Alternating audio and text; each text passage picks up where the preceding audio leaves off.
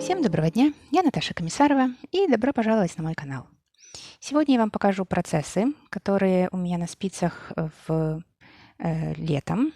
Эти процессы у меня не только летом, они у меня были весной, именно поэтому видео о готовых работах за весну не было. Я все еще делаю то, что начала зимой практически, или даже некоторые процессы год назад, я все еще их заканчиваю. Но у меня есть одна готовая работа, я вам сейчас ее покажу. И 2 работы плечевые изделия, которые все еще у меня на спицах, все еще я не могу закончить. Думаю, что все таки к концу лета мне это удастся. Итак, давайте начнем с готовой работы. Готовая работа — это кардиган, который я вам когда-то показывала, который был у меня в процессе. Вот он так получился.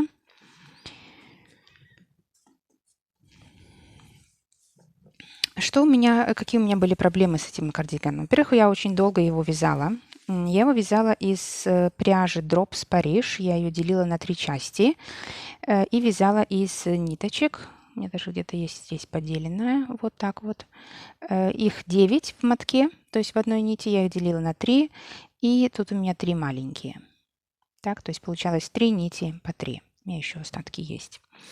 Серую я пряжу извязала в ноль, и у меня ее, если помните, говорила, что не хватало, и я пыталась вот эту вот планку, именно поэтому, кстати, у меня здесь вот это вот таким цветом, и планку я тоже вязала желтым цветом.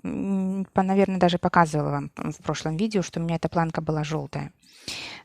Но как-то мне это не очень понравилось, и мне планку все равно приходилось переделывать, потому что после того, как я сделала эту планку, это была просто в раза 1,5 больше. Она была жутко длинная.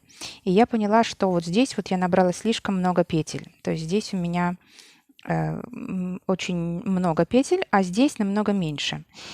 И даже когда я уже провязала, я просто не хотела все это опять распускать и делать снова. Я распустила только саму планку. Петлевку здесь я не хотела распускать. Вот так она выглядит с обратной стороны. Она у меня желтая, чтобы сэкономить пряжу, потому что серая у меня заканчивалась. И я просто-напросто здесь некоторые петли, видите, может даже чуть-чуть здесь видно, как оно как бы сжимается, так, собирается.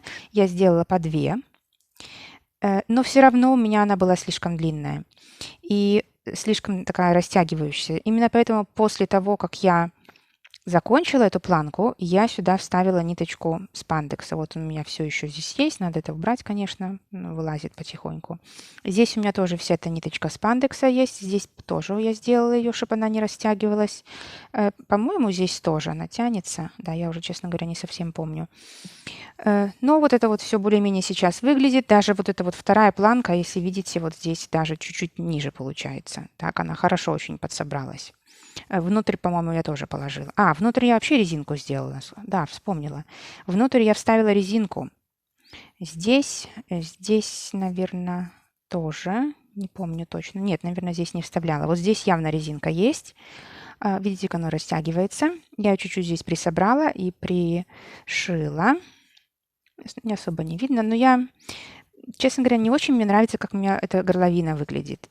И если бы у меня было больше пряжи, я бы все-таки это чуть-чуть переделала, хотя бы надвязала. Но все по порядку.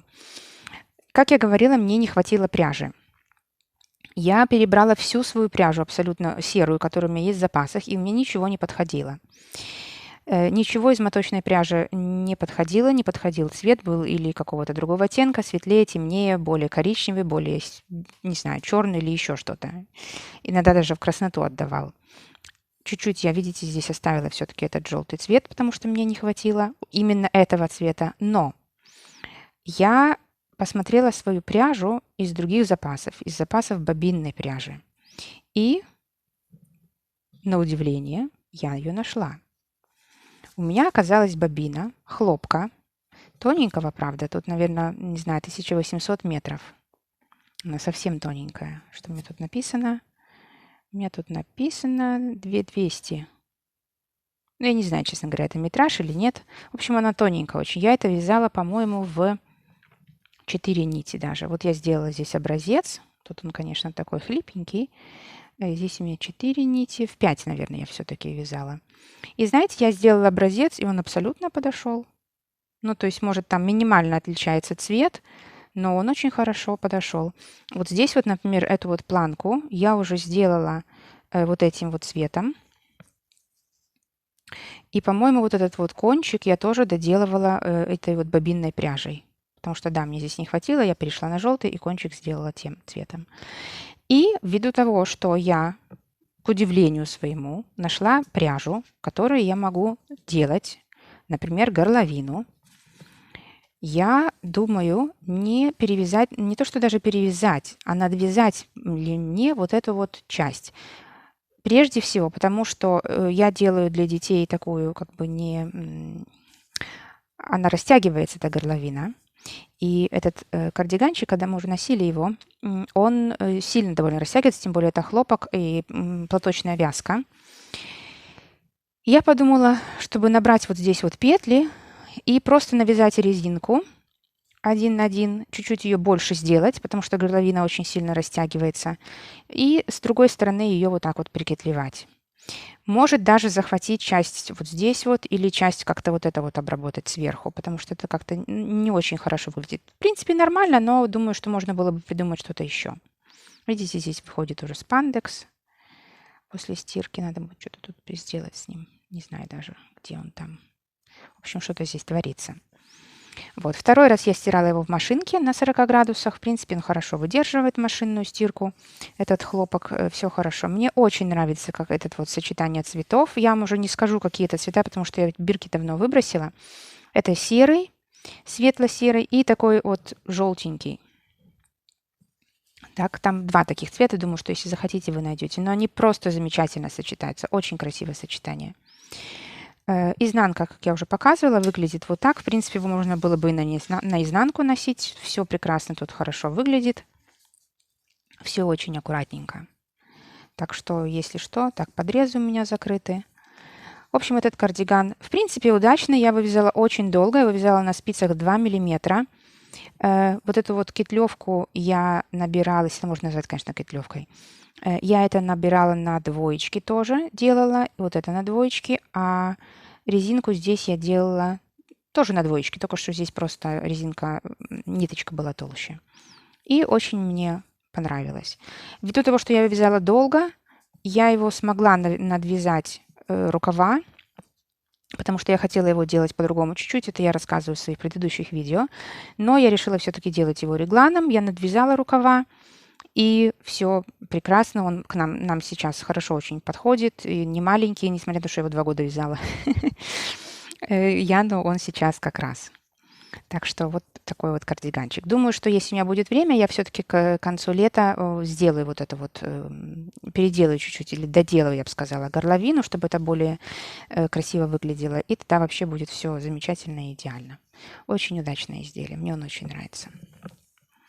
Сзади, может, я вам еще покажу. Вот. Очень ровненько, очень красивая платочная вязка выглядит вот в этом узоре. Ой. Пуговички я тоже вам показывала, наверное, выбирала. Пуговицы здесь очень хорошо подходят, и здесь они практически такого же цвета. Так что, как вязать дырки для пуговиц, у меня есть отдельное видео, очень простой способ, так что, если кому-то интересно, добро пожаловать, посмотрите там. Единственное, что учтите, что у меня даже здесь хлопок. Я думаю, что вот здесь надо меньше оставлять петелек для дырки, потому что вот этот способ, что я вам показываю, он довольно растягивается. Так что я здесь набирала, сколько у меня получается? 1, 2, 3, 4, 5. 5 петель, но все равно она растягивается, и потом, например, эти пуговицы, они чуть выпадают. Я думаю, не подхватить ли мне потом еще вот здесь вот, и не сделать ли такое, как бы, не пришить ли вот тут вот чуть-чуть. Потому что растягивается довольно. Так что если будете делать такие петли для пуговиц, имейте в виду, что это довольно сильно растягивается, потому что, говорю, тут хлопок, он растягивается. Я думаю, что на шерсти оно еще больше будет растягиваться. В общем, вот такое у меня готовое изделие. И что же я теперь вяжу? Я вяжу вот этот вот свитерок. Я вам показывала эту пряжу, по-моему, в прошлом видео в мотке. И я хотела сделать из этого безрукавку Яну. У меня, по-моему, было 4 мотка.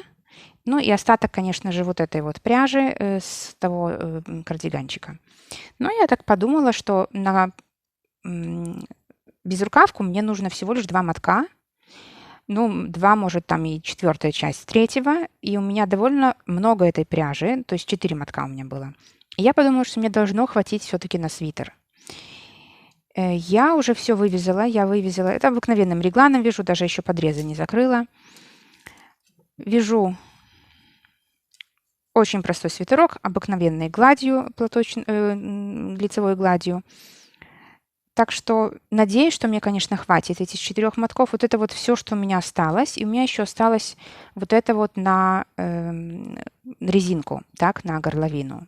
Так что это как бы на горловину, на резинку обычно идет довольно много пряжи. У меня это в запасе есть. И думаю, что я сейчас просто уже довязала. Здесь вот довязала до... мне тут надо рассчитать уже росток. И, честно говоря, как-то руки не доходят, очень жарко, вообще не хочется ничего делать. И хочу закончить другое изделие. Поэтому пока это я оставила до этого вот момента. И думаю, что здесь все, надеюсь, по крайней мере, что мне этого хватит. Кстати, что интересно, я вот здесь вот вязала. Когда я перешла на... Вот интересно, вы видите или нет. Посмотрите. Я перешла, когда... Тут еще довязывала пару рядов. Мне показалось, что он чуть-чуть короткий. Я почему-то поменяла плотность. У меня поменялась плотность на спицах. И я, когда разложила это все уже и довязала, наверное, вот до сюда, я увидела, что у меня вот эта вот часть намного такая более расхлябанная, чем предыдущая часть. То есть здесь я вязала намного плотнее. И это настолько некрасиво выглядело. Если у меня осталась фотография, я вам покажу, то я все равно все это развязала, распустила. Я распустила это до момента вот соединения здесь этих подрезов и привязала все это, потому что это было как-то очень расхлябано. Вот вы видите даже, что вот это вот пару рядов, которые были здесь, я надовязывала, они все еще такие более расхлябанные, они даже чуть-чуть морщатся. Дальше я уже старалась более натягивать нить и делать это все более как бы плотно. Ну, посмотрим, может, это все выровняется при стирке. По крайней мере, вот эта вот маленькая полосочка, думаю, не сильно бросается в глаза. Ну, по крайней мере, не так бросается, как бросался огромный кусок такого расхлябанного полотна по сравнению с вот с таким вот. Цвет у вас не очень хорошо передается, он чуть-чуть синеватый у вас. Это очень красивый такой мятный цвет. Это, кстати, тоже Drops Paris. Этикетки, опять же говорю, у меня нету, потому что я довольно долго эту пряжу. У меня она уже была перемотана в мотках и довольно долго лежала, ждала своего времени. Но, опять же, мятный в Drops Paris вы легко найдете и такой же желтенький. Цвет хорошо очень сочетается, но если вы захотите, кстати, сочетать этот цвет, этот желтый неплохо сочетается. Но думаю, что белый вот с этим вот цветом был бы намного красивее. У меня белого такого нету, только есть Drops Saffron, но они не очень подходят. Там чуть-чуть другой хлопок, он более гладкий, он не подходил бы совсем сюда. Поэтому я взяла этот желтый. Но белый здесь было бы намного лучше. Так что если захотите такое как бы сочетание, то очень советую все-таки взять белый, если у вас, конечно, будет. Вот. Ну, посмотрим, хватит ли мне или не хватит. Думаю, что должно хватить. И опять же, думаю, надеюсь, по крайней мере, что к лету я закончу. Я вот здесь вот делала прибавки. Прибавки. Сколько у меня здесь прибавок? Раз, два, три, 4, 5, 6, 7, 8. Здесь каждые 10 петель и потом 4 последние, каждые 15 петель. По одной петле с каждой стороны, то есть здесь 2, 2, 2, 2. Так, то есть в начале ряда петлю дополнительную и в конце. И здесь точно так же. Вот. И, по-моему, я еще сделала здесь по полотну чуть-чуть прибавок. Насколько я помню. Или нет, не делала. Не делала, а стоило бы. А, нет, я сделала чуть-чуть здесь, вот. Прям вот здесь. По-моему, здесь эта прибавка вот эта вот странно выглядит. Да. Не сильно, конечно, много после прибавок полотна было, но как есть. Так, вот такой у меня процесс еще. Думаю, что скоро его тоже завершу. И моя многострадальческая блузка. Вот так она выглядит. Я вам ее очень давно показывала. Я ее уже год вязала. Я, кстати, недавно хотела проверить свои как бы количество петель, где у меня тут перед, где зад вообще. И я посмотрела, что я начала вязать эту кофту в, по-моему, феврале прошлого года.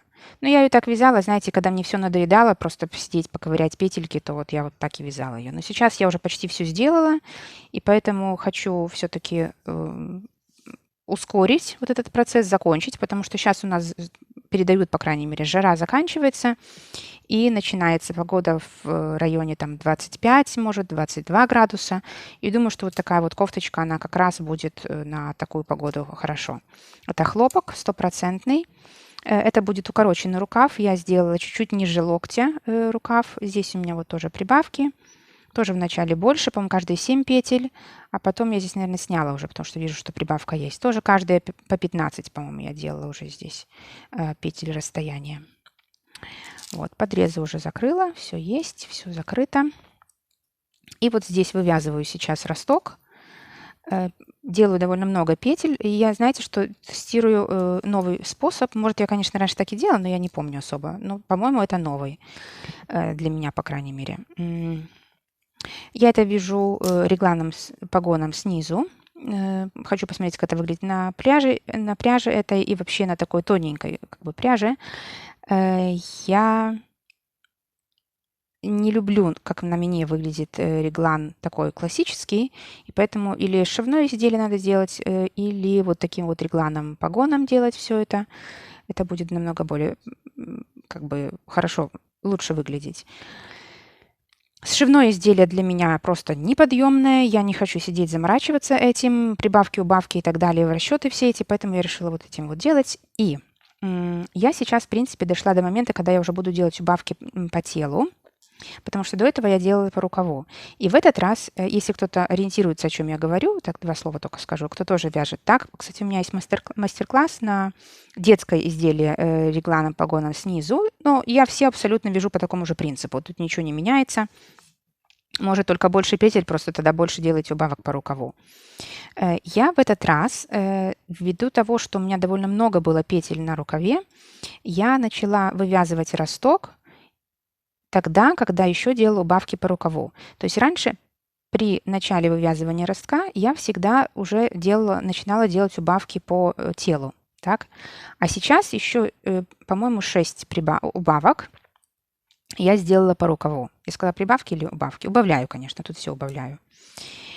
И посмотрим. То есть, во-первых, этот росток будет чуть-чуть глубже, горловина будет чуть-чуть глубже, потому что у меня она всегда получается довольно плоская. Мне не хватает. И посмотрим, как это выйдет. И еще хочу попробовать сделать здесь вот этот вот переход. На некоторых изделиях, на тех, которые толстые, вот этот вот переход, когда получается резкий переход на убавки по телу, то чуть-чуть вот такая, как бы получается, мешочек. Так? Хочу попробовать здесь сделать по-другому. Хочу сделать двойную убавку при переходе и дальше уже убавлять по телу. Посмотрим, как это получится. Хорошо или нет, думаю, что может, благодаря этому не будет какого-то там пузыря. А может, еще больше будет. Посмотрим. Вот, в общем, такое у меня изделие. Кстати, мне очень многие советовали стирать это изделие в ферри. Спасибо большое за совет. И я, по-моему, даже стирала часть изделия в ферри, потому что вот, смотрите, так выглядит постиранное полотно. Вот так вот не постиранное, а вот так вот постиранное. Разница колоссальная. Причем тут видно, сколько раз я стирала. Я стирала вот эту вот часть, по-моему, 2 или 3 раза, вот эту 2, и это я стирала 1 раз. Тут даже видно разводы. То есть эта пропитка очень плохо уходит. Но если постирать несколько раз, и вот, как вы говорили, в ферри или в каком-то моющем средстве, моющем для посуды, то, думаю, это хорошо уйдет. Ну, еще, конечно, я стирала, знаете как, у меня все это на спицах было. И я это не очень хорошо, наверное, высушила, поэтому эти вот разводы от воды все еще оставались. Думаю, что если постирать полностью изделие, несколько раз хорошо его прополоскать, выжать хорошо в полотенце, оно прекрасно будет выглядеть. Но пряжа садится, она становится более плотная, очень хорошо выравниваются петли. Мне очень нравится, как это выглядит. Я здесь, кстати, делала какие-то бороздки, вижу. И надеюсь, что это все-таки будет хорошо выглядеть. Я мерила на себя, думала, честно говоря, что она будет маленькая мне, узкая.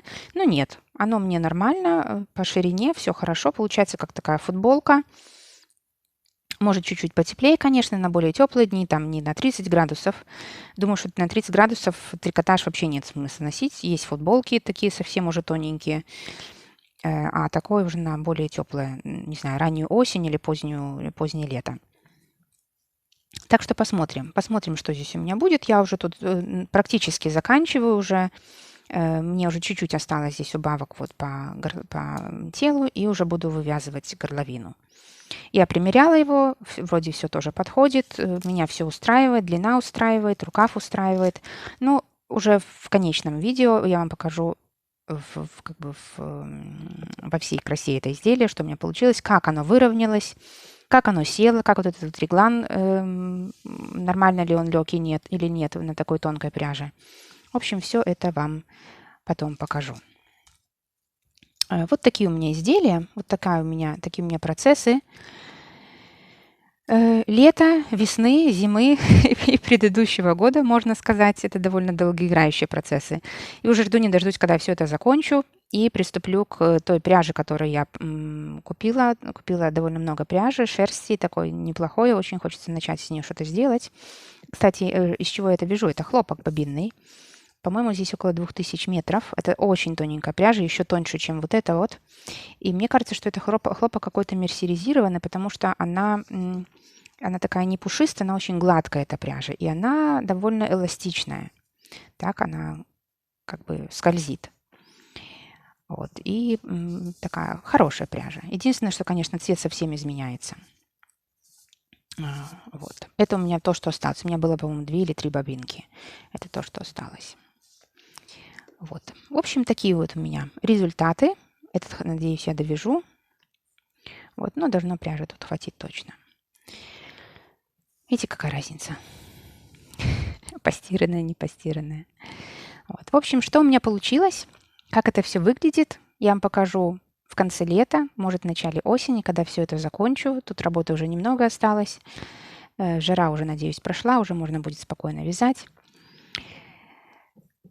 Спасибо большое за внимание и до встречи скорой.